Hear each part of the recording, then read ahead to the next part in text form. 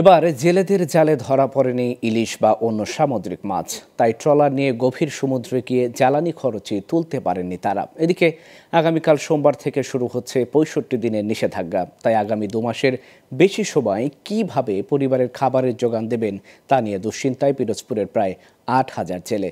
তবে জেলা প্রশাসন বলছে নিষেধাজ্ঞা চলাকালে খাদ্য সহায়তা হিসেবে নিবন্ধিত প্রতি জেলেকে দেওয়া হবে ৮৬ কেজি করে চাল। পিরোজপুর থেকে জুবাইর আল মামুনের পাঠানো তথ্যচিত্রে ডেস্ক রিপোর্ট। দীর্ঘদিন বৃষ্টি না হওয়ায় উপকূলে এবার দেখা মেলেনি ইলিশের, তাই সমুদ্রে গিয়ে খালি হাতে ফিরেছেন জেলেরা। কারো জালে অল্প কিছু মাছ ধরা পড়লেও তা দিয়ে ট্রলারের তেলের খরচও ওঠেনি। এতে চরম হতাশ সাগরের জেলেরা। এদিকে ২০ মে থেকে আবারও শুরু হচ্ছে ৬৫ দিনের নিষেধাজ্ঞা।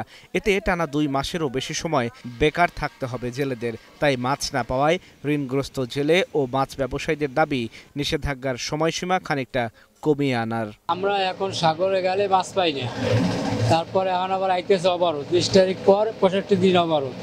তাই মানুষে করবে কি, খাইবো বাকি। সামনে এই অবরোধ দেশে আছে, কিন্তু ৪,০০০ জালেরা কি খাবে?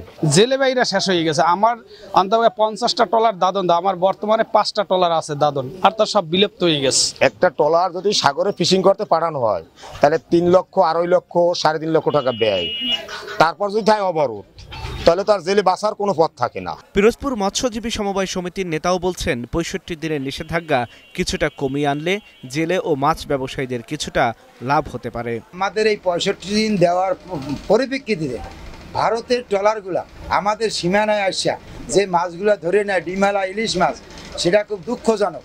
কিন্তু এটা যদি কোস্টগার্ড এবং নেভি তারা যদি পদক্ষেপ না নেয়, আমাদের বাংলাদেশের মানুষ, এই ট্রলার মালিকরা না খাই থাকে। এদিকে জেলা প্রশাসন জানিয়েছে নিষেধাজ্ঞা চলাকালে খাদ্য সহায়তা হিসেবে নিবন্ধিত প্রতি জেলেকে দেয়া হবে ৮৬ কেজি চাল, আর নিষেধাজ্ঞা না মানলে নেওয়া হবে আইনগত ব্যবস্থা। আমাদের যে সরকারি বরাদ্দ রয়েছে, আমরা একদম সঠিক সময়ে জেলেদের মধ্যে সরকারি বরাদ্দটি বিতরণ করব, যাতে করে এই সময় যে তারা মাছ ধরতে পারছে না, তাদের যে সাময়িক পরিবারগত তাদের যে ভরণ পোষণ যে সমস্যাগুলো হবে সেগুলোর উপশম হয়। সামুদ্রিক মাছ সংরক্ষণ ও প্রজননের জন্য প্রতি বছর ২০ মে থেকে ২৩ জুলাই পর্যন্ত মাছ ধরার উপর নিষেধাজ্ঞা জারি করে প্রশাসন।